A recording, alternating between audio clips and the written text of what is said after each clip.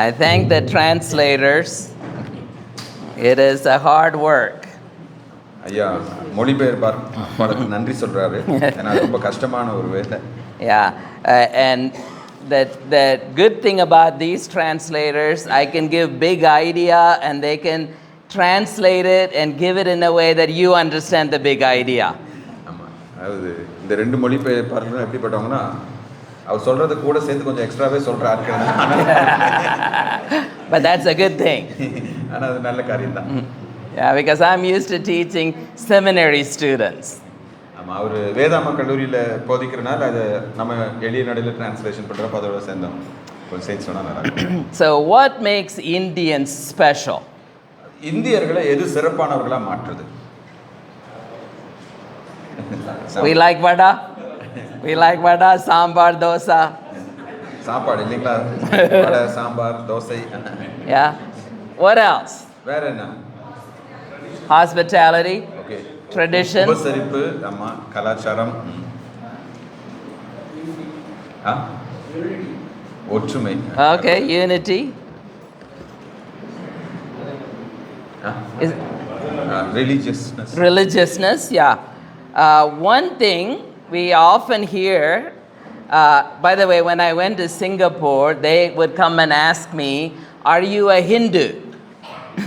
ஐயா, இப்ப சிங்கப்பூர்ல இருக்கனால நிறைய பேர் விட்டு வந்து என்ன கேட்பாங்கன்னா, நீங்க ஒரு இந்துவா அப்படின்னு சொல்லி கேட்பாங்க. And I would say no. அப்போ இவர் வந்து அவங்கள பார்த்து இல்ல அப்படின்னு சொல்லி சொல்வாரு. But later I found out in Chinese, Hindu means Indian. அதுக்கப்புறம் எனக்கு தெரிஞ்சது சீன மொழியில ஹிந்து அப்படின்னா இந்தியர்கள் என்று அர்த்தம். So now I say I'm a Hindu but not a Hindu. ஆனால் இப்போ ஒரு சிலர் நான் ஹிந்து தான் ஆனா இந்து கிடையாது அப்படின்னு சொல்லி சொல்றாரு. But one common thing about India that many people know is that we are vegetarians, not the Christians, but Indians. பொதுவா உலகத்துல இருக்க நிறைய பேர் என்ன நினைச்சுக்கிறாங்கன்னா, இந்தியர்கள் என்றாலே சைவ உணவு பிரியர்கள் அப்படி சொல்றாங்க. ஆனா கிறிஸ்தவங்க நம்ம அப்படி கிடையாது. Right. Even yesterday Friday when I was flying in, the lady asked, would you like vegetarian or non-vegetarian lunch? வெள்ளிக்கிழமை ஒரு ஃளைட்ல வந்துட்டு இருக்கறப்ப அந்த ஃளைட் அட்டெண்டன்ட் கிட்ட வந்து கேட்டிருக்காங்க, உங்களுக்கு சைவம் வேணுமா அசைவம் வேணுமா அப்படின்னு. There were three things that was very crucial for the Jews.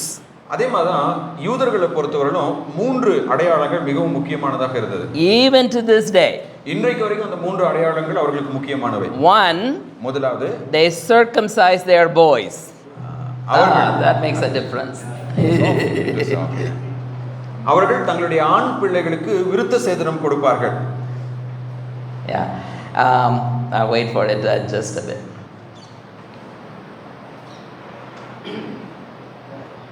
But some other religions do the same now. இப்போ யூதர்கள் அல்லாத ஒரு சிலரும் கூட அந்த விருத்த சேதனம் சுன்னத் பண்ணுவாங்க. Right? Another thing that is very significant for them is kosher food. இரண்டாவதாக கோஷர் ஃபுட், அதாவது அவங்களுடைய உணவு பழக்கவழக்கம் மிகவும் முக்கியமானது. For example, they don't eat pigs. உதாரணமா அவங்க பன்றி மாംസം சாப்பிடுவதில்லை. They don't eat shrimp. அதேபோல shrimp, prawns இல்லையா? இறால் கறி சாப்பிடுறது கிடையாது. Yeah. And that's what makes them separate from the rest of the people. இப்படி சில அடையாளங்கள் தான் யூதர்களை பிறரிடத்திலிருந்து பிரிப்பது. If you go to Israel and you order for a cheeseburger, they won't give you a cheeseburger because they cannot mix cheese with meat. அதாவது cheese பர்கர்னு சொல்லுவாங்க. அதாவது வெண்ணையும் கறியும் வச்சு கொடுப்பாங்க பிரெட்ல. நீங்க இஸ்ரேல்ல போய் எனக்கு ஒரு சீஸ் பர்கர் வெண்ணையும் கறியும் சேர்த்து பிரெட்ல வச்சு கொடுங்கன்னு சொல்லி கேட்டா அப்படி கொடுக்க மாட்டாங்க. ஏன்னா அவங்கள பொறுத்தவரை வெண்ணையும் கறியும் ஒண்ணா இணைத்து சாப்பிடக்கூடாது. Because the law says you should not mix the mother's milk with the baby's food. ஏன்னா அவங்களுடைய சட்டங்கள் நியாயப்பிரமாணத்துல ஒன்று, ஒரு தாயின் பாலை கன்றி அதோடைய குட்டியினுடைய மாம்சத்தோடு சேர்த்து சாப்பிடக்கூடாதுன்னு சொல்லுது. The third thing is Sabbath. மூன்றாவதாக அவர்களுக்கு ஓய்வு நாள் மிகவும் முக்கியமானது. Which starts from Friday evening till Saturday evening. வெள்ளிக்கிழமை சூரிய அஸ்தமனத்திலிருந்து சனிக்கிழமை சூரிய அஸ்தமனம் வரை அவர்களுக்கு ஓய்வு நாள். It's not the same as our Sunday. நம்ம அனுசரிக்கிற ஞாயிற்றுக்கிழமை போல அவர்கள் ஓய்வு நாளை அனுசரிப்பதில்லை. Right, because our Sunday is for them first day. நம்ம ஓய்வு நாள் ஞாயிற்றுக்கிழமை சொல்லுவோம், ஆனா அது அவங்களுக்கு வாரத்தின் முதலாம் நாள். And because Jesus resurrected on the first day of the week, we celebrate it on the first day of the week? இன்னைக்கு நம்ம ஏன் வாரத்தின் முதலாம் நாள் ஞாயிற்றுக்கிழமை ஓய்வு நாளை அனுசரிக்கிறோமே என்றால் ஏன்னா அன்றுதான் இயேசு கிறிஸ்து மரணத்திலிருந்து உயிர்த்தெழுந்தார். So in the previous scenes we saw that they were upset with Jesus because he was eating with the sinners. இதற்கு முன்பதாக நடந்த சம்பவங்களிலே இயேசு கிறிஸ்து மீது அவர்கள் அதிருப்தியாக இருந்தார்கள். ஏனென்றால் இயேசு கிறிஸ்து பாவிகளோடு போஜனம் பண்ணினார். Why do you think they were upset? ஏன் அவர் பாவிகளோடு போஜனம் பண்ணனால அவங்க அவர் மேல கோபமா இருந்தாங்க? They were sinners, but sinners also eat food that they like. ஏன் அவங்க பாவிகளோட போஜனம் பண்ணனால கோபமா இருந்தாங்கன்னா அந்த பாவிகள் இந்த யூத மதம் இதை தான் சாப்பிடணும் சாப்பிடக்கூடாதுன்னு சொல்லுது. ஆனா அவங்களுக்கு என்னெல்லாம் பிரியமோ அதெல்லாம் அவங்க இஷ்டப்படி சாப்பிடுவாங்க. Yeah, you remember in Galatians 2, Paul is talking about a story where Peter or Simon had gone to Antioch and he was eating with the Gentiles, nice prawns and nice pork till the Jews came. And then he got up from the table. கலாத்திய நிருபத்தில் நம்ம பார்ப்போம் அப்போஸ்தலனாகிய பவுல் பேதுருவை வந்து கடிந்து கொள்றாரு. ஏன்னா பேதுரு வந்து அந்தியோக்கியால இருந்தபோது புறஜாதி மக்களோட சேர்ந்து அவங்க சாப்பிட்ற சாப்பாடெல்லாம் ரொம்ப சந்தோஷமா சாப்பிட்டுட்டு இருந்தாரு. திடீர்னு யூதர்கள் வந்த உடனே இவர் அந்த சாப்பாடை சாப்பிடாத மாதிரி மாய்மாலம் பண்ண ஆரம்பிச்சாரு. Now the passage doesn't say Jesus was eating non-kosher food. ஒருவேளை இந்த வேத பகுதியிலே இயேசு கிறிஸ்து யூத நியாயப்பிரமாணத்திற்கு எதிரான உணவுகளை சாப்பிட்டார் என்று சொல்ல கிடையாது. But yet he was eating. So they assumed if you are eating with the sinners, you are eating sinners' food. அது இயேசு கிறிஸ்து என்ன சாப்பிட்டாருன்னு வேதத்துல சொல்லல. ஆனா அவங்க ஏன் இயேசு கிறிஸ்து மேல கோபமா இருந்தாங்க அப்படின்னா இவர் பாவிகளோட சேர்ந்து சாப்பிட்றதுனால யூத நியாயப்பிரமாணத்துக்கு புறம்பான சாப்பாடை இவர் சாப்பிட்டுக்கலாம்னு சொல்லி கருதுனாங்க. When we lived in Ooty, we invited a Hindu friend to our house. ஐயா ஊட்டியில வாழ்ந்து கொண்டிருந்த நாட்கள்ல தங்களுடைய நண்பர் ஒருவரை வீட்டுக்கு கூப்பிட்டிருக்காங்க. And they were Hindus. அவர்கள் இந்து மதத்தை சேர்ந்தவர்கள். And so we made sure all the dishes were vegetarian. அப்ப அவங்க வந்தப்போ எல்லாமே சைவ உணவா இருக்கணும்னு சொல்லி ஜாக்கிரதையா சமைச்சு வச்சிருந்தாங்க. And the first thing the Hindu man asked is, where's the chicken? Where's the fish? Where's the beef? I came to a Christian's house to eat them. அப்ப அவர் அந்த விருந்தாளி என்ன சொன்னாங்க, எங்கயா சிக்கனை காணா பீஃபை காணா, அதுக்காக தானே நான் இங்க சாப்பிட வந்தேன் அப்படின்னு. Right, so they're upset that Jesus is eating with the sinners because they assume he is breaking number one rule, அவங்க kosher food. இந்த யூதர்கள் இயேசு கிறிஸ்து தடை செய்யப்பட்ட உணவை சாப்பிட்டார் என்று நினைத்துக்கொண்டு அவர் மேல கோபமா இருந்தாங்க. They're also upset because he is now, we will see, going to break the Sabbath. இப்போ இயேசு கிறிஸ்து மேல மறுபடியும் அவங்க கோபப்பட போறாங்க. ஏன்னா இயேசு கிறிஸ்து ஓய்வு நாளின் கட்டளையை முறியடிக்க போவதாக அவர்கள் நினைத்துக் கொண்டார்கள். Sabbath, Jesus would say in a moment, it's made for man, not mankind, not mankind for Sabbath. இந்த வேத பகுதியில் இயேசு கிறிஸ்து என்ன சொல்ல போறாருன்னா மனுஷன் ஓய்வு நாளுக்காக உண்டாக்கப்படவில்லை, ஓய்வு நாள் மனுஷனுக்காக உண்டாக்கப்பட்டது என்று கூற போகிறார். I lost my passage 1 minute. 27. Okay, thank you. 2:27. Okay. Yeah. Okay. So I give you illustration. One day my wife and I were sitting in a room in our college with the light and fan on. உங்களுக்கு நான் ஒரு உதாரணத்தின் மூலம் அதை விளக்க விரும்புகிறேன். ஒரு நாள் ஐயாவும் அவரது மனைவியும் அவங்க பணிபுரிகிற அந்த வேதாம கல்லூரியில் உட்காந்துருக்காங்க. அவங்க இருந்த அறையில் ஃபேன் ஓடிட்டு இருந்திருக்கு, லைட் ஆனாக இருந்திருக்கு. The custodian came by and he said, why are you wasting the fan and the electricity? அப்ப அந்த எடுத்துக்கார வந்து பார்த்துட்டு என்ன ஏன் ஃபேனையும் எலக்ட்ரிசிட்டியை வேஸ்ட் பண்ணிட்டு இருக்கீங்க, ஃபேன் ஓடுது light எரியுதுன்னு. And my wife and I were thinking, we are using it, we are not wasting it. அப்ப இவரும் மனைவி யோசிச்சாங்க, நம்ம இந்த ரூம்ல தானே இருக்கோம், நம்ம இதை யூஸ் பண்ணிட்டு இருக்கோம், ஏன் இதை வேஸ்ட் பண்றோம்னு சொல்லி அவர் சொல்றாரு. Now we have fans and electricity, are we using them or wasting them? இப்போ இங்க நிறைய ஃபேன் சுத்துது, லைட் எரியுது, அதை நம்ம பயன்படுத்துறோமா இல்ல வீணாக்குறோமா? We are using it. Those lights and fans were created for us. இந்த லைட்டும் ஃபேனும் நமக்காக தான் உருவாக்கப்பட்டுச்சு, மனுஷனுக்காக தான் உருவாக்கப்பட்டுச்சு. Right? இல்லையா? In the same way, God created Sabbath, a day of rest, for the people. அதே போல தான் ஓய்வு நாளை மனிதர்களுக்காக தேவன் உருவாக்கினார். Think about the creation.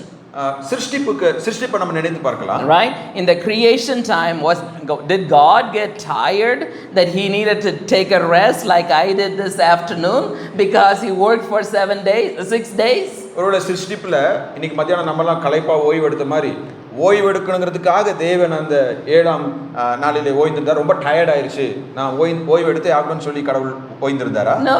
இல்ல. God doesn't get tired. கடவுள் டயர்ட் ஆக போறதே கிடையாது. But he took a break to teach us we need to take a break. ஆனால் தேவன் தன்னுடைய செயல்களிலிருந்து ஓய்ந்திருந்தார். ஏனென்றால் மனிதர்களாகிய நமக்கு ஓய்வு தேவை என்பதை கற்றுக் கொடுப்பதற்காக. Sadly, in many places including India, pastors don't get a day off. பரிதாபமா நீங்க பாத்தீங்கன்னா இந்தியா பல நாடுகள்ல போதகர்கள் ஓய்வு நாளும் வேலை செஞ்சுட்டே இருக்காங்க, அவங்களுக்கு ரெஸ்ட் கிடையாது. Right? That's why I like my seminary. We get one day off. But some pastors work only on Sabbath. For them, God created 6 days of rest and 1 day of work. Yeah. So God knew that people needed rest. தேவனுக்கு மனிதர்களுக்கு ஓய்வு அவசியம் என்று தெரியும். So he gives a model in his own creation, and then he commands them to keep that day holy, set apart for him and them. ஆகையினாலதான் 6 நாட்கள் சிருஷ்டிப்பின் பணியை செய்த கர்த்தர் 7ஆம் நாள் ஓய்ந்திருந்தார். எதற்காக ஓய்ந்திருந்தார் என்றால் மனிதர்கள் ஒவ்வொருவரும் தங்களுடைய அனுதின அலுவலிலிருந்து ஓய்வெடுக்க வேண்டும் என்பதை கற்றுக் கொடுப்பதற்காக. Matter of fact, he said not only people but people's servants and servants animals, they all needed to rest one day. கடவுள் ஆச்சரியவிதமாக மனிதர்களுக்கு மட்டும் ஓய்வை கொடுக்கல. ஒரு வீட்டில் இருக்கிற நபர்கள், அவங்க வீட்டில் இருக்கிற பணியாட்கள், வேலைக்காரர்கள், அவங்க வீட்டில் இருக்கிற விலங்குகள், ஆடு மாடுகள் இருக்கும் என்றால் அதுக்கும் ஒரு நாள் ஓய்வு கொடுக்கணும்னு சொல்லி ஆண்டவர் சொல்லியிருந்தார். But God is even more generous because every day we get to sleep 6 to 7 to 8 hours. ஒரு நாளைக்கு நம்ம 6-7 மணி நேரம் நம்ம தினமும் தூங்கினாலும் கடவுள் இன்னும் அதிக ஓய்வு நமக்கு அவசியம் என்று அறிந்துதான் அதை கொடுத்தார். And so he gives us one extra day to rest. எனவேதான் அந்த வாரத்தில் ஒரு நாளை ஓய்வு நாளாக நமக்கு கொடுத்திருக்கிறார். But what the Israelites started to do was they made all kinds of rule what you can do and what you cannot do. தேவன் நீங்கள் ஓய்ந்திருக்க வேண்டும் என்று ஓய்வு நாளை கொடுத்தாரு. ஆனா இஸ்ரவேல் மக்கள் என்ன பண்ணிட்டாங்க, அந்த ஓய்வு நாள்ல என்ன செய்யலாம் என்ன செய்யக்கூடாதுன்னு சொல்லி இவங்க சட்டதிட்டங்களை எழுதி வைத்துக் கொண்டார்கள். Now some of us have gone to Israel. இங்கே ஒரு சிலர் இஸ்ரேல் நாட்டுக்கு போயிருக்காங்க. I think we went together. Yeah. At that time, if you were to, when you go there, you will see something interesting. On Sabbath day, the elevator will stop at every floor automatically, open the door, wait for a while, and close the door, even if there is nobody on the other side, because to press the button, it's a work. நீங்க Israel நாட்டுக்கு போனீங்கன்னா அந்த சனிக்கிழமை நீங்க ஹோட்டல்ல எங்கேயாவது தங்கி இருந்தா அந்த லிஃப்ட் என்ன பண்ணும், ஒவ்வொரு ஃப்ளோர்லையும் அதுவே ஆட்டோமேட்டிக்காக நிற்கும். யூஸ்வலாக இங்கெல்லாம் நம்ம 1 2ன்னு போட்டால் தான் நிற்கும். அங்கே நீங்கள் எதுவுமே அழுத்த வேண்டாம், ஒவ்வொரு ஃப்ளோர்லையும் நிற்கும், கதவை திறக்கும், மறுபடியும் கொஞ்ச நேரம் கழிச்சு முடியும். ஏன்னா ஓய்வு நாளில் அந்த லிஃப்ட்டில் ஏறி பட்டனை தட்டுறது கூட தப்புன்னு சொல்லி அவங்க என்ன பண்ணியிருந்தாங்க, சட்டம் எழுதி வச்சுருக்காங்க. They even made a rule, you can walk, let's say 1 kilometer, and that is within your hometown, and that's okay, but you cannot go 2 kilometers. And if you want to go 2 kilometers, you put 2 shirts on, you walk 1 kilometer, then take 1 shirt and put it down. Now that is your home, and then you can walk 1 more kilometer. அப்புறம் இன்னொரு சட்டம் என்ன வச்சுருந்தாங்கன்னா, ஓய்வு நாளில் 1 கிலோமீட்டருக்கு மேலே நடக்கக்கூடாது. அதுவும் உன்னுடைய வீட்டு பக்கத்துலேருந்து 1 கிலோமீட்டர் தூரம் தான் நீ நடந்து போகணும். அதனால் இப்போ ஓய்வு நாளில் 2 கிலோமீட்டர் நடக்கணும்னா என்ன பண்ணணும், 2 சட்டையை போட்டுக்கணும். 1 கிலோமீட்டர் நடந்து முடிஞ்சவொடனே அங்கே சட்டையை என்ன பண்ணுற, கழட்டி வைக்கிற. அப்போ அது உன்னுடைய வீடுன்னு சொல்லி என்ன பண்ணும், அர்த்தம் கொள்ளப்படும். அதுக்கப்புறம் நீ மறுபடியும் இன்னொரு கிலோமீட்டர் நடக்கலாம்னு சொல்லி ஒரு சட்டம் எழுதி வச்சிருந்தாங்க. They have a whole book called the Sabbation, a whole book that talks about what you can do, what you cannot do on Sabbath. ஓய்வு நாள்ல மனிதர்கள் என்ன செய்யலாம் என்ன செய்யக்கூடாதுன்னு சொல்லி ஒரு புத்தகமே அவங்க எழுதி வைத்திருந்தார்கள், கை புத்தகம். Yeah, and so now Jesus and the disciples are in Sabbath. இப்போ இயேசு கிறிஸ்துவும் அவருடைய சீஷர்களும் ஓய்வு நாளிலே நடந்து சென்று கொண்டிருக்கிறார்கள். If you look at verse 23 and 24, the disciples, as they're walking by, they pluck some grains and they rub it in their hands and they eat them. இந்த சீஷர்கள் வந்து நடந்து போறப்ப என்ன பண்றாங்க, போற வழியில கதிர்கள் என்ன பண்றாங்க, பறித்து அதை சாப்பிட தொடங்குறாங்க, கொய்து சாப்பிட தொடங்குறாங்க. Yeah, Stephen and I were walking over there and I saw some tamarind and then I saw some gooseberries. Yeah, and I knew they probably will get upset if we pluck and eat them. The same way the rabbis did not want people to pluck because they thought that is harvesting. அது இன்னைக்கு மதியம் ஐயாவும் Stephen பிரதரும் walking போன போது நெல்லிக்காய் புளியங்கள்லாம் பார்த்துருக்காங்க. இப்போ அதை நம்ம எடுத்து சாப்பிட்டோம்னா இங்கே கேம்பஸில் இருக்கிறவங்களுக்கு என்ன பண்ணும், கோவம் வரும். அதே மாதிரி தான் இயேசுவும் அவங்களுடைய சீஷரும் நடந்து போன போது அவங்க பயிர்கள் என்ன பண்ணுறாங்க, பறித்தார்கள். இந்த பயிரை பறித்தது ஏன் தப்புனா, அதை அவர்கள் அறுவடை என்று சொன்னாங்க. பசிக்கு பறித்து சாப்பிட்றான், ஆனால் அவன் அறுவடை செய்கிறான் என்று அது தவறு என்று அவர்கள் சொன்னார்கள். Yeah, it's okay to eat. அதை சாப்பிட்றது தப்பு கிடையாது, but it is wrong to do harvest. ஆனா அதை பறிக்கிறது தவறு ஓய்வு நாளிலே. Right, but these people are not harvesting. ஆனா சீஷர்கள் வந்து அங்க அறுவடை செய்யல நமக்கு தெரியும். But for the Jews, Jesus had already broken one of the laws, like the kosher law, and he also is breaking one of the law like the circumcision because he is with the Gentiles, and now he is breaking another important one, Sabbath rule. இப்போ இவங்களை பொறுத்தவரை இயேசு கிறிஸ்து முதல்ல பாவிகளோட சாப்பிட்டனால நியாயப்பிரமாணத்தை என்ன பண்ணிட்டாரு, மீறிட்டாரு. அடுத்து புறஜாதி மக்களோட சேர்ந்தனால விருத்த சேதனம் இல்லாதவர்களோட நட்புல இருக்கிறனால அதுலயும் அவர் பாவம் பண்ணிட்டாரு.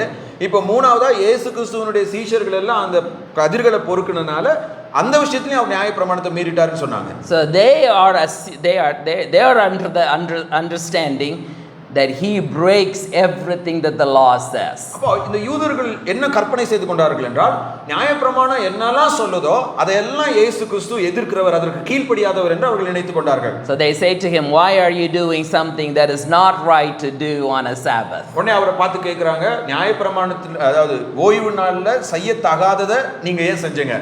It's a play in the Greek language. Jesus keeps saying, I have authority, exousia, and they are saying you are doing what is not permittable, exousia. கிரேக்க மொழியில் அங்கே ஒரு வார்த்தை விளையாட்டு இருக்கு. அது எப்படின்னா எக்ஸூசியா என்ற பதம் பயன்படுத்தப்பட்டிருக்கு. அதன் மூலமாக இயேசு சொல்றாரு, எனக்கு அதிகாரம் இருக்கிறது. ஆனா யூதர்கள் வந்து என்ன சொல்றாங்க, நீங்க எப்படி இதை செய்யலாம்னு சொல்லி எக்ஸீசியா. Yeah, same word but a very similar sounding. எக்ஸூசியா எக்ஸீசியாங்கிறது பார்க்க கேட்கிறதுக்கு ஒரே மாதிரி தான் இருக்கும், ஆனா அதுல ஒரு வார்த்தை விளையாட்டு, நீ இதை செய்யக்கூடாது நான் இதை செய்யலாம் என்ற ஒரு வார்த்தை விளையாட்டு அங்க இருக்கு. And he says I have authority and they are saying why are you doing something not authorized? அது இயேசு கிறிஸ்து எனக்கு அதிகாரம் இருக்குதுன்னு சொல்லி சொல்றாங்க. ஆனா யூதர்கள் வந்து இதை செய்யறதுக்கு உனக்கு அதிகாரம் இல்லை என்று அவரை பார்த்து பழி சொல்கிறார்கள். So Jesus says to them, don't you know the Old Testament? உடனே இயேசு கிறிஸ்து அவங்களை பார்த்து கேட்கிறார், ஏன்பா பழைய ஏற்பாட்டில் என்ன சொல்லப்பட்டிருக்குன்னு உங்களுக்கு தெரியாதா? And that would have been pretty irritating to them. And then he says, look at David and his companions. When they were hungry on a Sabbath, they go in and they go to the high priest and take the food that, not on a Sabbath, when they were hungry, they would go to the high priest and they take the food and they eat the food that only the high priest and their families were supposed to eat. இப்போ இயேசு கிறிஸ்து பழைய ஏற்பாட்டில் இருந்து ஒரு உதாரணத்தை சுட்டி காண்பிக்கிறாரு. தாவீது இதை ஒரு ஓய்வு நாளில் செய்ய கிடையாது, ஆனால் தேவாலயத்தில் ஆசாரியர்கள் மட்டும் சாப்பிடக்கூடிய ஒரு அப்பம் இருக்கு. ஆனால் தாவீதுக்கு பசியாக இருந்தபோது என்ன பண்ணுறாரு, தாவீதும் அவனோடு இருந்தவர்களும் என்ன பண்ணுறாங்க, அந்த பிரதான ஆசாரியனுடைய வீட்டுக்கு பிரதான ஆசாரியன் இருக்கிற இடத்துக்கு போய் ஆலயத்தில் எந்த அப்பத்தை சாதாரண மனிதர்கள் சாப்பிடக்கூடாதோ அதை தாவீதும் அவனோடு இருந்தவர்களும் பசியாக இருந்தபடினாலே எடுத்து சாப்பிட்டார்கள். And he is bringing, Jesus is Davidic son, David's descendant, and he is bringing another greater authority, King David, to say, King David broke the rule, so I can break the rule. அப்ப இயேசு கிறிஸ்து என்ன பண்றாருன்னா, அவர் தாவீதின் குமாரனாய் வந்தபடினாலே தாவீது அந்த அப்பத்தை எடுத்து சாப்பிட்ட போது அவர் என்ன பண்ணாரு, ஒரு சட்டத்தை உடைத்தாரு. அப்ப தாவீதின் குமாரனா இருக்கிற எனக்கும் அந்த அதிகாரம் இருக்கிறது என்று தனக்கு ஒரு மேலான அதிகாரத்திற்கு தன்னை உயர்த்தி கொள்கிறார். Now please don't misunderstand, I'm not telling you to go and break the rules. ஒருவேளை நீங்க போய் எல்லா சட்டத்திட்டத்தையும் நீங்க உடைக்கணும்னு சொல்லி நான் இதை சொல்ல கிடையாது. Yeah, don't say David broke it, Jesus broke it, I broke it. ஆமா, தாவீது பண்ணாரு, இயேசு பண்ணாரு, நானும் பண்றேன்னு சொல்லி பண்ணாரு. That's not the point. அதை நான் சொல்ல வரவில்லை. The point is whether it is the bread that is sitting in the temple or whether the grain that is standing on the tree, both are made for people, not people made for them. இயேசு கிறிஸ்து இங்க கூற விரும்பின கருத்து என்னவென்றால், அந்த தேவ சமூகத்தில் வைக்கப்பட்டிருக்கிற அப்பங்களாக இருந்தாலும் சரி, வழி அருகே காணப்படுகின்ற பயிர்களாக இருந்தாலும் சரி, அதற்காக மனிதன் சிருஷ்டிக்கப்படவில்லை, மாறாக மனிதனுக்காக அவைகள் சிருஷ்டிக்கப்பட்டிருக்கிறது. There's another story in the Gospels, a lady that is unable to stand up straight. She's walking around 38 years, bent down. And when they come to Jesus to be healed on a Sabbath, they say, no, come back tomorrow. Today is Sabbath, no healing for you. அதே போலதான் நம்ம சுவிசேஷ நூல்கள்ல வேற ஒரு அற்புதத்தை குறித்து நம்ம வாசிக்கலாம். அங்க ஒரு பெண்மணி 38 வருடமாக கூனியாக இருந்தாள். அவளால நிமிர்ந்து பார்க்க முடியாது. அப்போ அவ இயேசு கிறிஸ்துவிட்ட சுகத்திற்காக வரும்போது அங்க இருந்தவங்க என்ன சொன்னாங்க, இன்னைக்கு ஓய்வு நாள், இன்னைக்கு நீ சுகம் பெற்று போடக்கூடாது, நாளைக்கு வா அப்படின்னு சொல்லி சொன்னாங்க. They forget the meaning of why God gave Sabbath. இதுக்கு பின்னாடி இருக்கிற பிரச்சனை என்னன்னா, தேவன் எந்த நோக்கத்திற்காக ஓய்வு நாளை கொடுத்தார் என்பதை அவர்கள் மறந்து போனார்கள். God gave Sabbath for mankind to rest, not to make them oppressed. ஓய்வு நாள் அன்று மனிதர்கள் ஓய்வெடுக்க வேண்டும் என்பதற்காக தேவன் அதை கொடுத்தாரே தவிர, ஓய்வு நாள் அன்றைக்கு மனிதர்கள் பாடுபட வேண்டும் என்று அவர் அதை கொடுக்கவில்லை. Now sometimes we feel the same way. On Sunday we feel like we have to go to church. சில நேரங்கள்ல நம்ம ஞாயிற்றுக்கிழமை நமக்கு அப்படி தோணும், சர்ச்சுக்கு போறதே ஒரு பாடா நமக்கு தோணுது. Right? And if our children do not want to come to church, we torture them, we drag them, we take them to church. That's not the purpose of Sunday. சில சமயத்துல நம்ம பிள்ளைகள் வந்து சர்ச்சுக்கு வர மாட்டேன்னு சொன்னா என்ன பண்றோம், அவங்கள பிடிச்சி இழுத்துட்டு போய் சர்ச்சில் உட்கார வச்சிரோம். சண்டேனா சர்ச்சில் உட்காரணும்னு. Yeah, my wife still thinks I should go to church on Sunday. அவருடைய மனைவி அப்படிதான் அவரை கூட்டிட்டு போவாங்க சில நேரம். Yeah, I try to make sure I fly on Sunday so that I don't have to go to church on Sunday. சில சமயங்கள்ல இவர் என்ன பண்ணுவார், ஞாயிற்றுக்கிழமை பயணம் பண்ணுவாரு, அன்னைக்கு சர்ச்சுக்கு போக முடியாது. I like church. சபை அவருக்கு ரொம்ப பிடிக்கும். Right? But what I'm saying is sometimes we forget why something is made for. Why did God give people Sabbath? Is for them to rest, not for them to be legalistic. அதாவது இவர் சொல்ல விரும்புகிற கருத்து என்னவென்றால், சில சமயத்தில் எதற்காக தேவன் இப்படிப்பட்ட பிரமாணங்களை கொடுத்திருக்கிறார். அது அதாவது ஓய்வு நாளில் ஓய்ந்திருக்க வேண்டும் என்பது மனிதனுக்கு ஓய்வு அவசியம். அப்போ மனிதனை மையமாக கொண்டுதான் தேவன் அந்த பிரமாணத்தை கொடுத்திருக்கிறார். அதே போலதான் சபையும் தேவன் நமக்கு கொடுத்திருக்கிறார். ஆனால் சில சமயத்தில் நம்ம என்ன பண்றோம் அப்படின்னா, அதை மறப்பதினாலே மனிதர்களை நாம் துன்பத்துக்குள்ளாக மாற்றுகிறோம். We actually forget something in verse 28 that's usually associated only with Jesus, and that is, Son of Man is the Lord of the Sabbath. 28ஆம் வசனம் பாருங்க, அங்க ஆகையால் மனுஷகுமாரன் ஓய்வு நாளுக்கும் ஆண்டவராய் இருக்கிறார் என்று சொல்லப்பட்டிருக்கிறது. Now it is true, Jesus is Lord of Sabbath. இயேசு கிறிஸ்து ஓய்வு நாளுக்கும் ஆண்டவராய் இருக்கிறார் என்பது மெய்தான். But at the same time, remember I talked about how Son of Man has two meanings.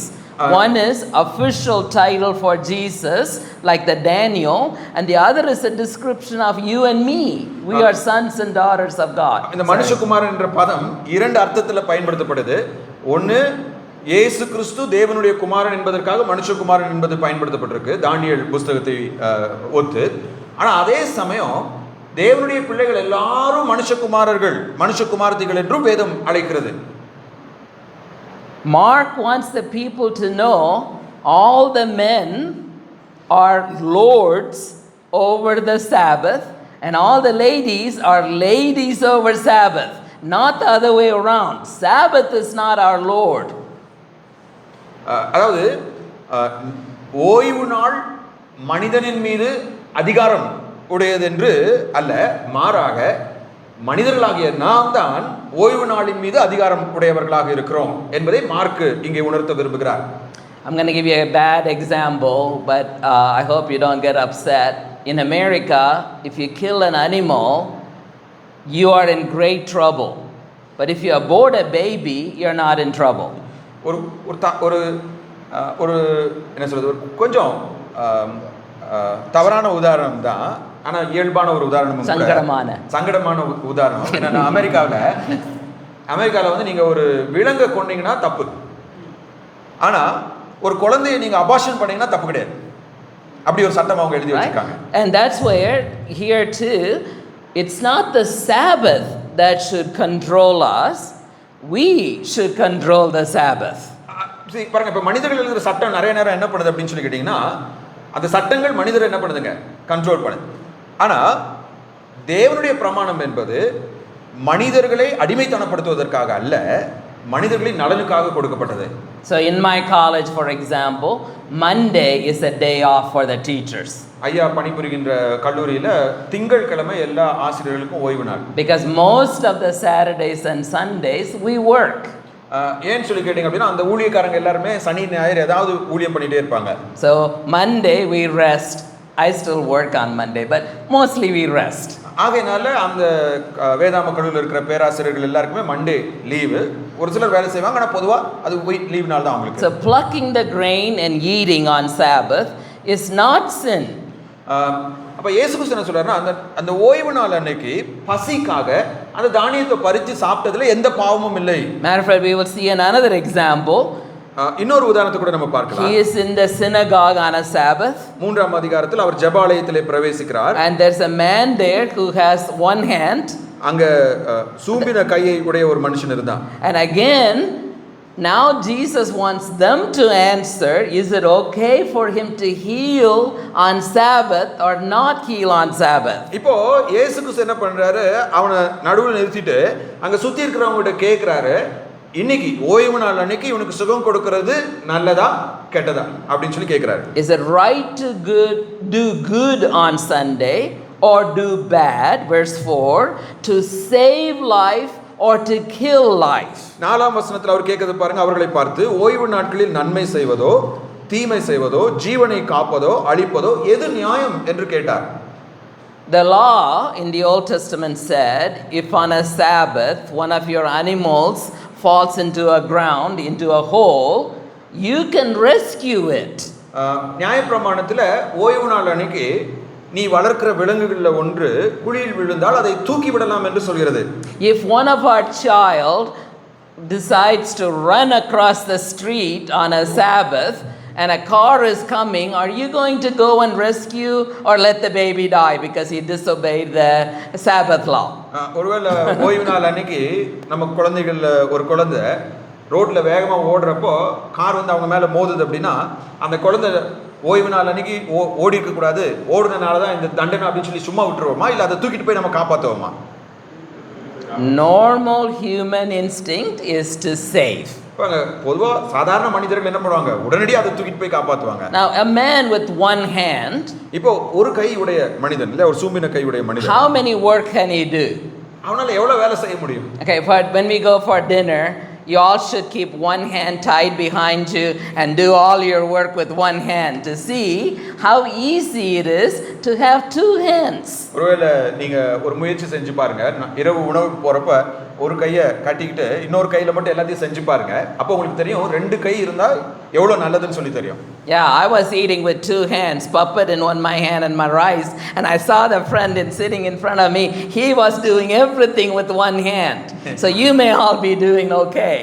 ஒருவேளை ஐயா வந்து மதிய சாப்பாடு சாப்பிட்றப்ப ஒரு கையில் அப்பளமும் ஒரு கையில் சாப்பாடு வச்சிருந்தாரு, ஆனால் இவருக்கு எதில் உட்காந்து சாப்பிட்டவங்க எல்லாத்தையுமே ஒரே கையில் செஞ்சாங்க. ஒரு சிலருக்கு ஒரு கையில் செய்யறது கொஞ்சம் ஈஸியாகவும் இருக்கலாம் சாப்பாடு.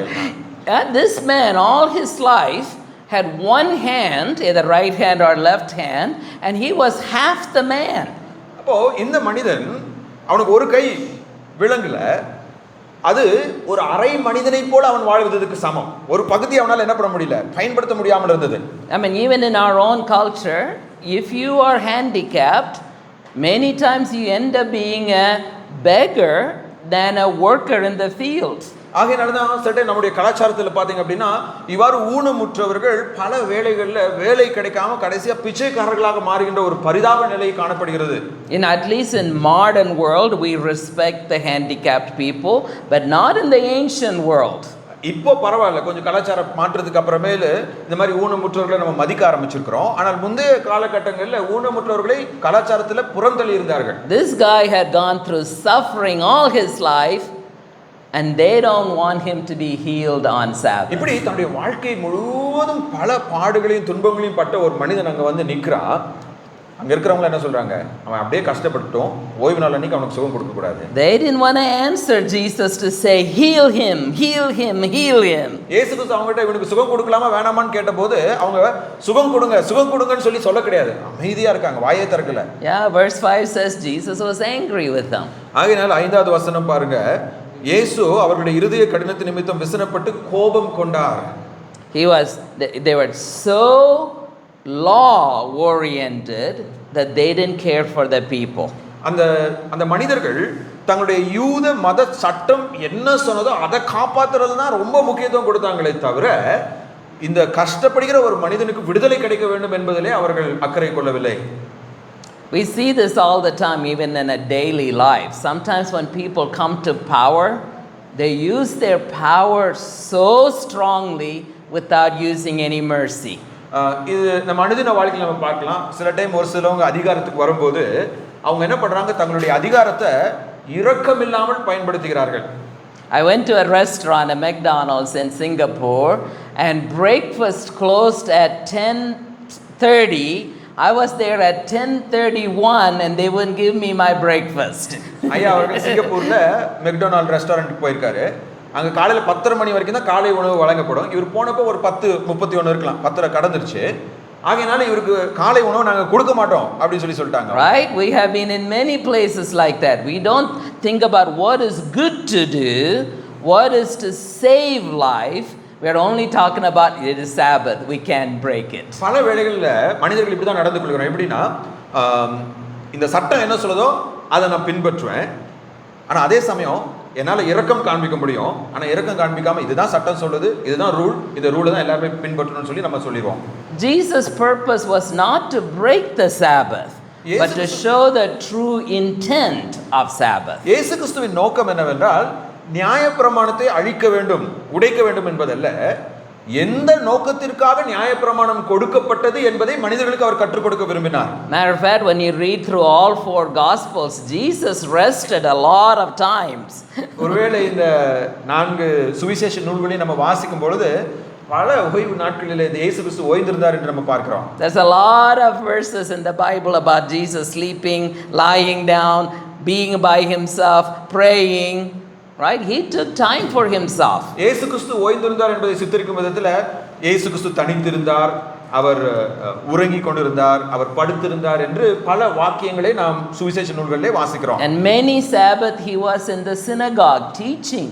அதே போல பல ஓய்வு நாட்களிலே அவர் ஜெப ஆலயத்திலே அங்கே மக்களுக்கு போதிப்பதிலே நேரம் செலவழித்தார். But he also knew Sabbath was made for people, not the other way around.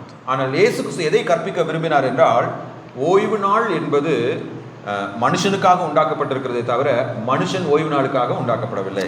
Now we come to a short break here where Jesus is back with the disciples again, chapter 3 verse 7 and on, and there he is doing ministry among them. And the thing I want to pay attention to is verse 11. Wherever Jesus went to do ministry, like Tyre and Sidon and all these Gentile places, only one group keep recognizing him. Verse 11 says, and the spirits, the evil spirits, they saw him and they cried out and said, you are the Son of God. இப்போ 3ஆம் அதிகாரம் 7ஆம் வசனத்திலிருந்து இந்த யூதர்களோடு நடைபெறுகின்ற தர்க்கத்திலிருந்து கொஞ்சம் ஓய்வு, இயேசு கிறிஸ்து கொஞ்சம் விலகி செல்றாரு. அப்படி அவர் விலகி செல்லும் போது 11ஆம் வசனத்தை நாம் கவனிப்போமே என்றால், ஒரே ஒரு கூட்டம் மட்டும்தான் இயேசு கிறிஸ்து எங்க போனாலும் அவர் மேசியா அப்படிங்கறத என்ன பண்றாங்க, கண்டுபிடிக்கிறாங்க. அது யாருங்க? 11ஆம் வசனம், அசுத்த ஆவிகளும் அவரை கண்டபோது அவர் முன்பாக விழுந்து நீர் தேவனுடைய குமாரன் என்று சத்தமிட்டன. Now he has a nice cheering team, but the wrong team. அதாவது இயேசு கிறிஸ்து தான் தேவனுடைய குமாரன் சொல்லி கை தட்டுற ஒரு கூட்டம் இருந்தது. ஆனா அந்த கூட்டம் ஒரு தப்பான கூட்டம். Right? Because he came for people. அவர் வந்து அசுத்தாவிகளுக்காக வர கிடையாது, அவர் மனிதர்களுக்காக வந்தார். He came for the religious leaders. அவர் அந்த யூத மத தலைவர்களை ரட்சிப்பதற்காக வந்தார். They were the ones who were supposed to say, "You are the Son of God," and follow after him. அந்த யூதர்கள் தான், மனிதர்கள் தான், நீர் தேவனுடைய குமாரன் என்று சொல்லி அவரை வந்து வாழ்த்த வேண்டும், அவரை பின்பற்ற வேண்டும். The ordinary crowd is happy to receive the miracles. அங்கே இருந்த சாதாரண மனிதர்கள் வந்து இயேசு கிறிஸ்துவின் அற்புதத்தை பார்த்து சந்தோஷப்பட்டாங்க. And the politicians are ready to fight with him. Religious politicians. யூத மத தலைவர்கள் என்ன பண்ணாங்க? இயேசு கிறிஸ்துவோட சண்டை போட்டுக் கொண்டிருந்தார்கள். But the people don't want to call him Son of God. ஆனால் அங்க இருந்த எந்த நபர்களும், எந்த ஜனமும் நீர் தேவனுடைய குமாரன் என்று அவரை வாழ்த்தவில்லை. So in chapter 1 we saw who Jesus is. முதலாம் அதிகாரத்துல இயேசு கிறிஸ்து யார் என்று நம்ம கற்றுக்கொண்டோம். Chapter 2 we saw the conflict of Jesus. இரண்டாம் அதிகாரத்துல இயேசு கிறிஸ்துவுக்கும் யூத மத தலைவர்களுக்கும் இடையே நடந்த விவாதங்களை குறித்து நம்ம பார்த்தோம். Chapter 3 and 4 we are kind of back to the fourth group I talked about, the disciples. இப்போ 3-4 அதிகாரங்களிலே சீஷர்கள், நான்காவது கூட்ட மக்கள், சீஷர்களை குறித்து அதிகமாக கூறப்பட்டிருக்கிறது.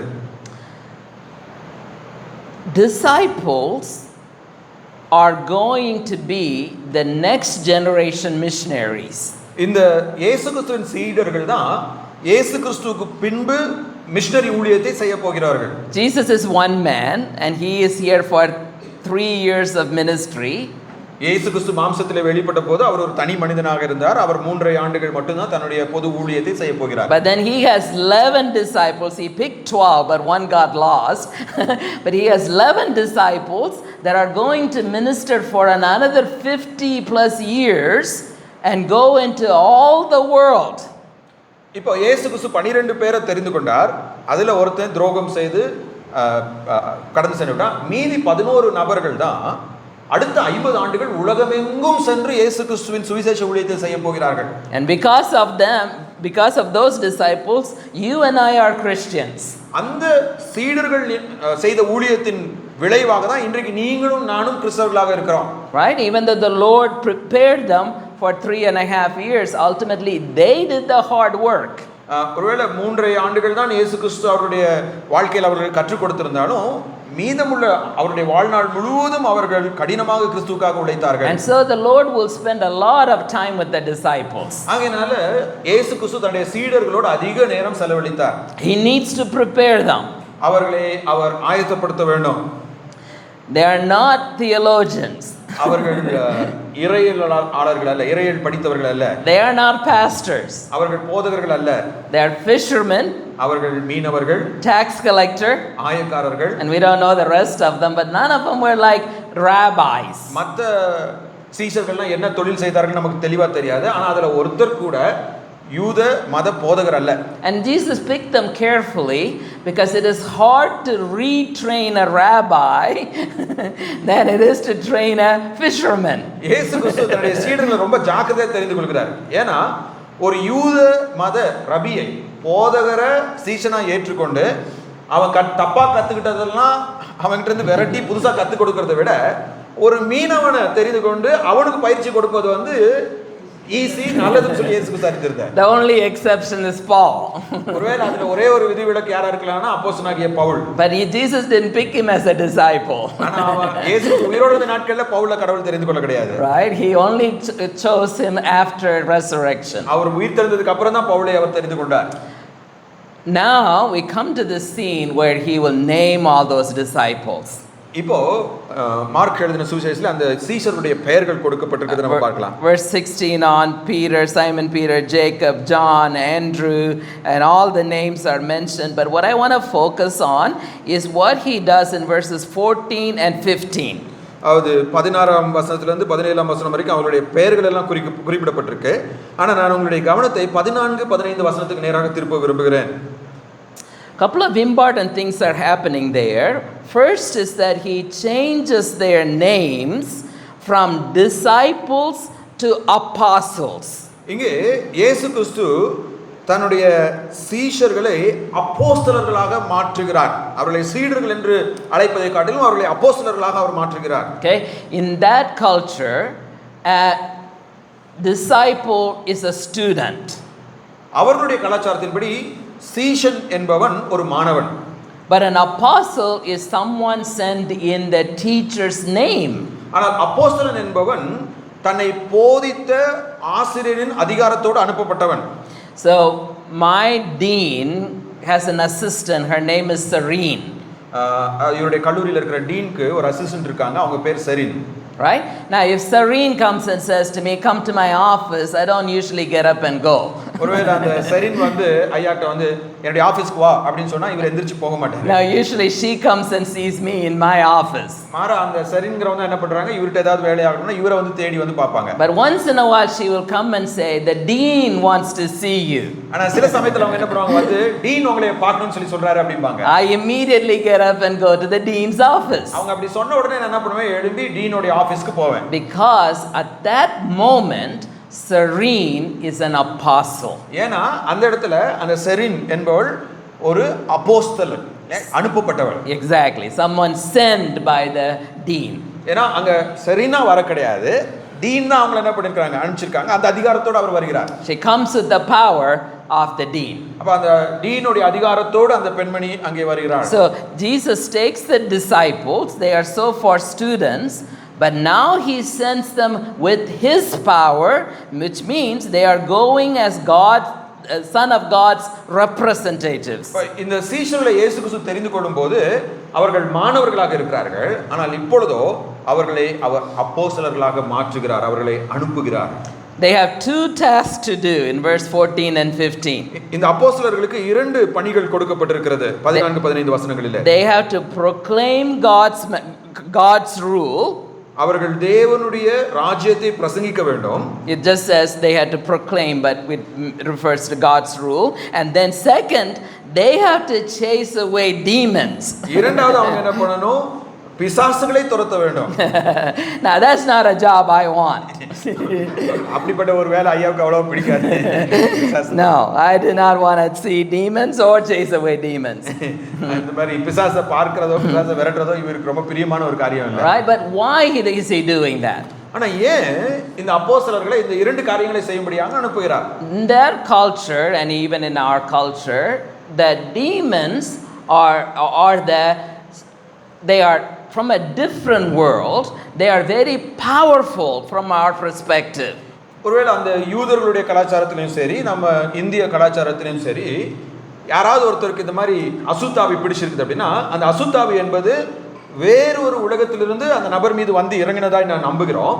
அது மனித வல்லமையை காட்டிலும் மேலான வல்லமை உடையதாகவும் நம்ம என்ன பண்றோம், பார்க்கிறோம் இப்படி அசுத்தாவி பிடித்தவர்களை.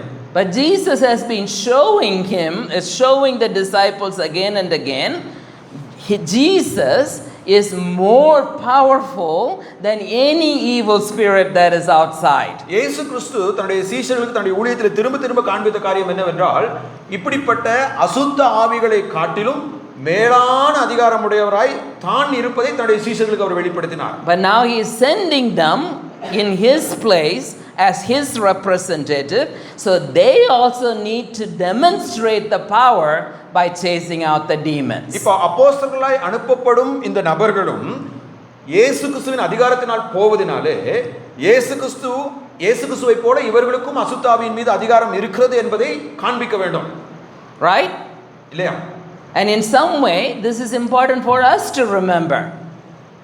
இது நாம் அறிந்து கொள்ள வேண்டிய ஒரு முக்கியமான கருத்து. There's a verse that says the one who is in us, the Holy Spirit, is greater than any forces that is outside.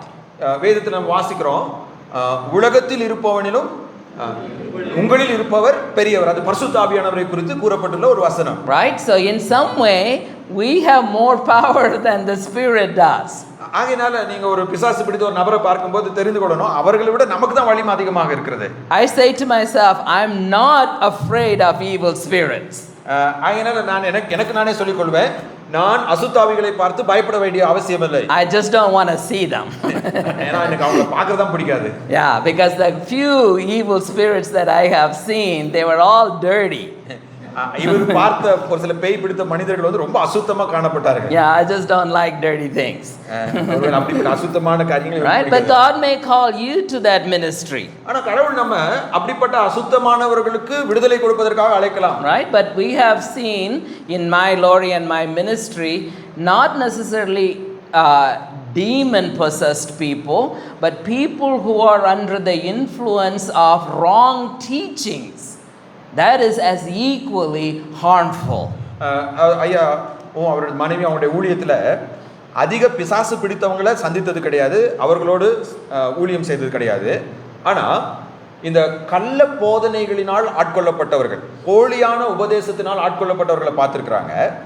எப்படி பிசாசு பிடித்திருப்பது தீமையானதோ அதே போல தவறான உபதேசத்தினால் ஆட்கொள்ளப்பட்டிருக்கிறவர்களும் அதற்கு இணையான தீமையானவர்கள். 2 years ago we were visiting my Lori's niece.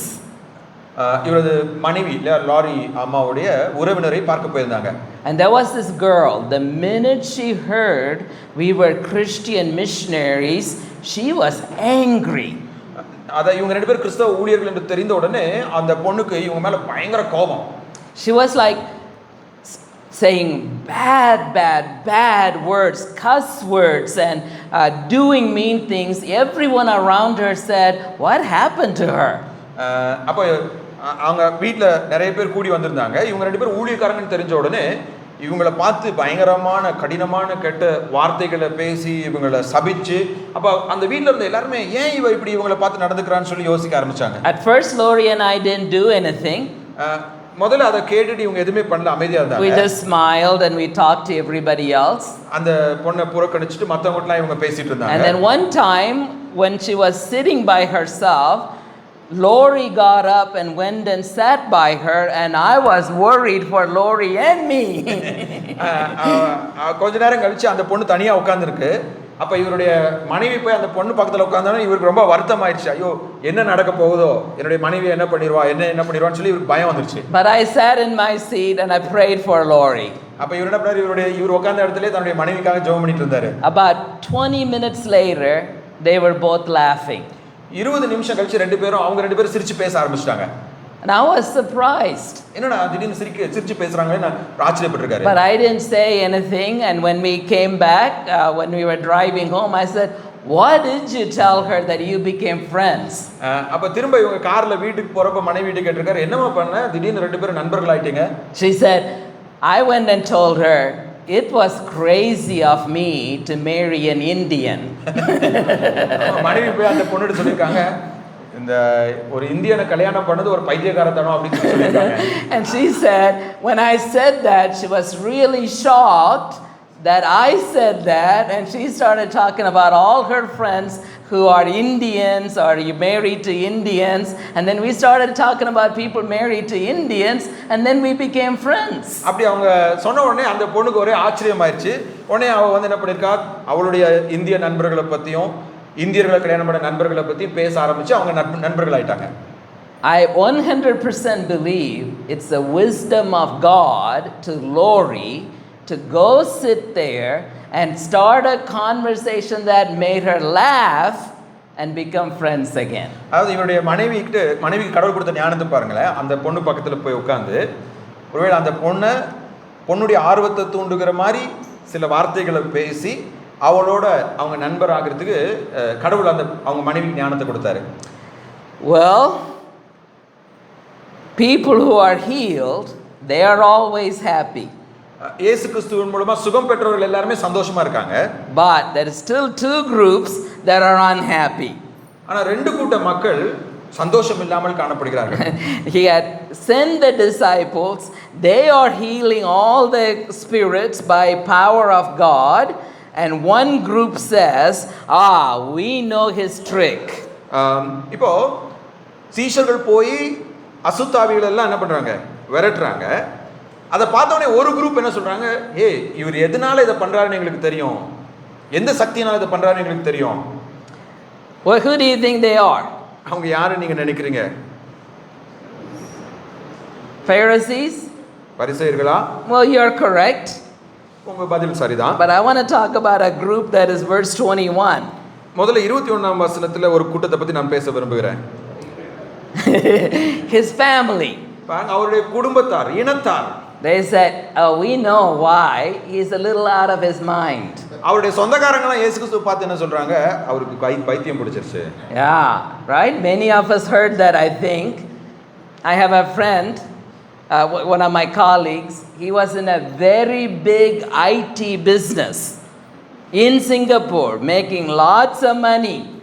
And then he decided to give his ministry, his business and his work, and to become a teacher, a Bible teacher. And his parents said, out of his mind. ஐயாவுக்கு தெரிந்த ஒரு நண்பர், இவரோட உடன் ஊழியம் செய்கிறவர், சிங்கப்பூரில் தன்னுடைய சொந்த ஐடி கம்பெனி வச்சு ஒரு பெரிய பிஸ்னஸ் பண்ணிட்டு இருந்திருக்காரு. திடீர்னு ஒரு நாள் அவருக்கு ஆண்டவருடைய அழைப்பு வந்த உடனே அவர் தன்னுடைய பிஸ்னஸ் எல்லாம் விட்டுட்டு நான் ஒரு போதகனாக போக வேண்டும், ஊழியக்காரனாக போக வேண்டும் சொல்லி முடிவு எடுத்த உடனே அவருடைய சொந்தக்காரங்களாம் அவரை பார்த்து சொன்னாங்களா, அவனுக்கு பைத்தியம் பிடிச்சிருச்சு. He's just not somebody, this is not something somebody would do. ஏன்னா இப்படி இவ்வளோ பெரிய பிஸ்னஸை விட்டுட்டு ஒருத்தன் ஊழியத்துக்கு சாதாரணமாக வரமாட்டான். The same way the disciples are chasing away demons and Jesus is doing all kinds of crazy stuff. And the family decided, yeah, he's a little out of his mind. அதே மாதிரி தான் இயேசு கிறிஸ்து இங்கே அசாதாரணமான ஒரு காரியத்தை செய்கிறார். அவர் அசுத்தாவிகளை விரட்டுறாரு, அவருடைய சீஷர்கள் அசுத்தாவிகளை என்ன பண்றாங்க? விரட்டுறாங்க. அதை பார்த்தவொடனே அவருடைய குடும்பத்தினர் இயேசு கிறிஸ்துவை பார்த்து சொல்றாங்க, அவருக்கு பைத்தியம் பிடிச்சு. In a few minutes we will see they have actually come to see Jesus so that they can take him home, give him some kanji and make him well again. அந்த 21ஆம் வசனத்தில் பாருங்க, அவர் மயங்கி போயிருக்கிறார் என்று சொல்லி அவரை பிடித்து கொள்ளும்படியாய் அவரை பிடிச்சிட்டு வீட்டில் போய் அவருடைய பைத்தியத்தை குணப்படுத்தணும்னு சொல்லி முயற்சி பண்ணியிருக்காங்க. Right? That's what they are thinking. அந்த குடும்பத்தினர் அப்படிதான் நினைச்சாங்க அந்த இடத்துல. But the smart people, the scribes and all, they have another idea. ஆனா 22ஆம் வசனத்துல வேத பாரகர்கள் இல்ல வேதத்தை அதிகமா படிச்சவர்கள் அவங்க வேற ஒரு குற்றச்சாட்டை இயேசு கிறிஸ்து மேல கொண்டு வராங்க. They say, oh, we know how he is chasing away. He has a greater evil spirit in him called Beelzebub. இப்போ இயேசு கிறிஸ்துவை பார்த்து அந்த வேத பாரகர்கள் என்ன சொல்றாங்கன்னா, இவர் ஏன் பிசாசை விரட்டுறாருன்னா அந்த பிசாசுகளை விட பெரிய பிசாசு இவர் பேர் பெயல்செபூல் என்று சொல்றாங்க. Yeah, he has the பெரிய பிசாசு. Yeah, so he can chase away other small பிசாசு. அதாவது இந்த அசுத்தாவிகளை காட்டிலும் ஒரு பெரிய அசுத்தாவி இயேசு கிறிஸ்து கிட்ட இருக்குது. அதனால தான் இயேசு கிறிஸ்து பிசாசை விரட்டுறாரு அப்படின்னு சொல்லி அவர் மேல குற்றம் சுமத்தினார்கள். You remember whenever Moses did the first 3 miracles, all the Egyptian magicians, they will also do the same miracles. ஒருவேளை யாத்திராகமத்தில் மோசே முதல் 3 அற்புதங்களை செய்த போது அந்த எகிப்தின் மந்திரவாதிகளாலே அந்த அற்புதங்களை செய்ய முடிந்தது. He makes a snake, they make a snake. அந்த தடியை போடுறார், அது பாம்பா மாறுது, மந்திரவாதிகள் அதை செய்றாங்க. He makes some frogs, they make some more frogs. இவரு தவளையை வர வச்சு அவங்களும் தவளையை வர வைக்கிறாங்க. Good thing he didn't make any mosquitoes, they would have made more mosquitoes. ஒருவேளை மோசே கொசுவை உருவாக்கி இருந்தா அவங்க இன்னும் நிறைய கொசு கொண்டு வந்திருப்பாங்க. We would have been in a lot more trouble. இன்னும் பெரிய பிரச்சனை வந்திருக்கும். Right? So they say we know how he has a greater spirit. அதனால தான் இயேசு கிறிஸ்து ஒருவேளை இப்படிப்பட்ட தீய சக்திகளை கொண்டு இந்த காரியங்களை செய்கிறார் என்று அவர்கள் நினைத்தார்கள். Jesus gives an interesting answer. He says, a house that is divided against it cannot stand. Satan, if he is working against himself, he cannot win. இயேசு கிறிஸ்து சொல்றாரு, சாத்தான் துரத்துவது எப்படி? ஒரு வீடு தனக்குத்தானே விரோதமாக பிரிந்திருந்தால் அந்த வீடு நிலை நிற்க மாட்டாதே. He says, instead, I am greater than Satan. I have strong man Satan. I have bound him. That's the reason I can do something greater than Satan does. இயேசு கிறிஸ்து அவங்களை பார்த்து சொன்ன ஒரு பதில் என்னவென்றால், நான் அசுத்த ஆவியினுடைய வல்லமையினால் இதை செய்ய கிடையாது, பிசாசனுடைய வல்லமையினால் இதை செய்ய கிடையாது. நான் சாத்தானை காட்டிலும் அதிகாரம் மிக்க ஒரு நபராய் இருப்பதினாலே, சாத்தானை காட்டிலும் மேலானவராய் இருப்பதினாலே என்னால் பிசாசின் ராஜ்யத்தை முறியடிக்க முடியும். And in verse 29 he gives his secret. 29ஆம் வசனத்திலே தான் எந்த வல்லமையினால் இதை செய்கிறார் என்ற ரகசியத்தை வெளிப்படுத்துகிறார். His secret is the presence of the Holy Spirit with him. 29ஆம் வசனத்திலே அவருடைய ஊழியத்தின் வல்லமை பரிசுத்த ஆவியின் மூலமாக வந்தது. Remember earlier we saw that when he was baptized, the Holy Spirit came upon him. That's the reason he is doing all these miracles. அவர் ஞானஸ்தானம் பெற்றபோது பரிசுத்த ஆவியானவர் அவர் மீது இறங்கினதை நாம் பார்க்கிறோம். அந்த பரிசுத்த ஆவியானவரே அவருடைய ஊழியத்தில் இந்த வல்லமையான செயல்களை நடப்பித்துக் கொண்டிருக்கிறார். He is doing the works not by a greater demon, but he is doing the works by a purer Holy Spirit of God. ஏதோ பெயல்சபுல் என்ற ஒரு அசுத்த ஆவியின் வல்லமையினால் இயேசு கிறிஸ்து இந்த அற்புதங்களை செய்யவில்லை. மாறாக தூய ஆவியானவர் தனக்குள் இருப்பதை தன்னுடைய ஊழியத்திலே செயல்படுவதனால் இந்த காரியங்களை அவர் செய்கிறார். All through this morning we heard about how Jesus is the Holy One. இந்த நாள் முழுவதும் இயேசு கிறிஸ்து எவ்வாறு பரிசுத்தமானவர் என்பதை நாம் கற்றுக்கொண்டிருக்கிறோம். Whenever evil unclean things touches him, the unclean things become clean. Jesus never becomes unclean. அசுத்தமானவைகள் இயேசு கிறிஸ்துவை தொடும்போது அதனால் இயேசு கிறிஸ்து அசுத்தப்படாமல் அந்த அசுத்தமானவைகளை தூய்மையாக்கி கொண்டிருக்கிறார். Even evil spirits said, "We know who you are, the Holy One of God." ஆகையால் தான் அந்த அசுத்தாவியும் கூட இயேசு கிறிஸ்துவை பார்த்தபோது நீர் பரிசுத்தர், நீ பரிசுத்தமான தேவன் என்று அவரை குறித்து அறிக்கை செய்தது. While in incarnation, Jesus' power came from the Holy Spirit who was in him. இயேசு கிறிஸ்து மாம்சத்தில் வெளிப்பட்ட நாட்களிலே அவருடைய ஊழியத்திலே பரிசுத்த ஆவியானவர் வல்லமையாய் அவர் மூலமாய் செயல்பட்டார். That once again should give us hope because we also have the same spirit in us. இது நமக்கு ஒரு மிகப்பெரிய நம்பிக்கையை கொடுக்கிறது. ஏனென்றால் அந்த தூய ஆவியானவர் நமக்குள்ளாகவும் வாசம் செய்கிறவராய் இருக்கிறார். And we see that in the very next passage. அடுத்த வேத பகுதியிலே அதை தான் நாம் பார்க்கிறோம். That remember the parents, Jesus' mom and brothers and sisters, they have all come to take him home because a little sick in his head. இந்த இதை பின்தொடர்ந்து வருகின்ற வசனங்களே 3ஆம் அதிகாரத்தின் பின்பகுதியிலே இயேசு கிறிஸ்துவின் தாயாரும் சகோதரர்களும் அவரை பிடித்து செல்லும்படியாக வருகிறார்கள். ஏனென்றால் அவர்களை பொறுத்தவரை இயேசு கிறிஸ்துவுக்கு பைத்தியம் பிடிச்சிருச்சுன்னு நினைச்சிட்டாங்க. And when they were inside, when Jesus was inside the house, somebody tells them, "Your mom and your brothers and your sisters, they're waiting outside for you." இயேசு கிறிஸ்து அந்த வீட்டுக்குள்ள இருந்தபோது யாரோ ஒருத்தங்க வந்து சொல்றாங்க, "ஐயா, உம்முடைய தாயாரும் உம்முடைய சகோதரரும் உம்முடைய சகோதரிகளும் உமக்காக காத்திருக்கிறார்கள்." Jesus says, "They're not my family." ஆனா இயேசு கிறிஸ்து அவங்கள பார்த்து சொல்றாரு, "என் தாயார் யார்? அவங்களா என்னுடைய தாயார்." Here is my family. தனக்கு முன்பதாக நின்ற மக்களை பார்த்து, "நீங்க தான் என்னுடைய குடும்பம்." Whoever does the will of my Father, that's my brother and my sister and my mother. யார் தேவனுடைய சித்தத்தை தங்களுடைய வாழ்க்கையிலே செய்கிறார்களோ அவர்கள் தான் என்னுடைய தாய், என்னுடைய சகோதரன், என்னுடைய சகோதரி என்று அவர் கூறுகிறார். What makes us Jesus' brothers and sisters? இயேசு கிறிஸ்துவின் சகோதர சகோதரிகளாய் நம்மை மாற்றுவது எது? Two things. இரண்டு காரியங்கள். The fellowship of the Holy Spirit, பரிசுத்த ஆவியானவரின் ஐக்கியம், that drives us to do the will of God. தேவனுடைய சித்தத்தை நாம் செய்யும்படியாக நம்மை வழிநடத்துகிற அந்த பரிசுத்த ஆவியானவரின் ஐக்கியம். The presence of the Holy Spirit and the obedience of us to God the Father because of the presence of the Holy Spirit. பரிசுத்த ஆவியானவர் நமக்குள்ளாக வாசம் செய்வதனால் நாம் தேவனுடைய சித்தத்தை செய்கிறோம். அது முதல் காரியம். இரண்டாவதாக அந்த பரிசுத்த ஆவியானவர் நமக்குள் வாசம் செய்வதனால் அவர் கீழ்ப்படிதலுக்குள்ளாக நம்மை நடத்துகிறார். அந்த கீழ்ப்படிதல் நம்மை இயேசு கிறிஸ்துவின் குடும்பமாக மாற்றுகிறது. That makes us brothers and sisters and mothers and fathers and daughters and sons of Jesus. அதுவே நம்மை இயேசு கிறிஸ்துவின் தாயாக, சகோதரனாக, சகோதரியாக, மகனாக, மகளாக மாற்றுகிறது. And the neatest thing about it is that we don't think he is crazy. Meanest thing about us? No. The neatest thing is that we don't think he is crazy or he is possessed by demon.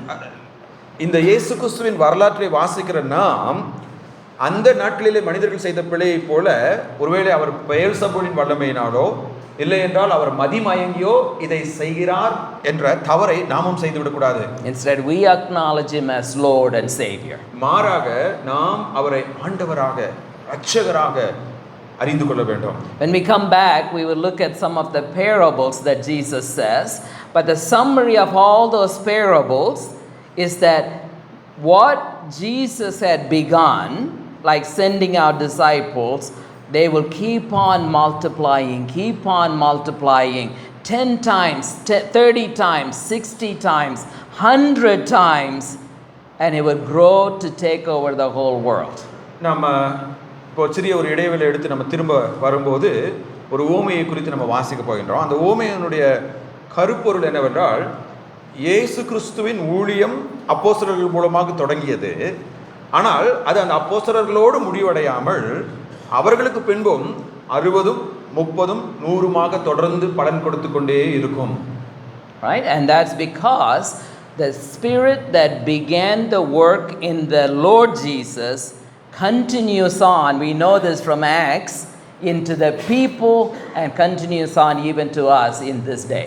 அது எதனால் இயேசு கிறிஸ்துவின் ஊழியத்தில் வல்லமையாய் கிரியை செய்த பரிசுத்த ஆவியானவர் அப்போஸ்தலர் நடவடிக்கைகளில் நம்ம பார்க்கிறோம். அவர் ஆதி சபையிலே செயல்பட்டு கொண்டிருந்தார். அதனால இயேசு கிறிஸ்துவின் ராஜ்யம் வளர்ந்தது. அது இன்றைக்கும் தொடர்ந்து நம் மத்தியிலே பரிசுத்த ஆவியானவரின் வல்லமையினால் வளர்ந்து கொண்டே இருக்கிறது. Right time. Thank you. நம்ம ஒரு சின்ன ஒரு இடைவேளை எடுத்துக்கொள்ளலாம். 5:45 6 மணி வரைக்கும் நமக்கு ஜஸ்ட் ரிலாக்ஸ்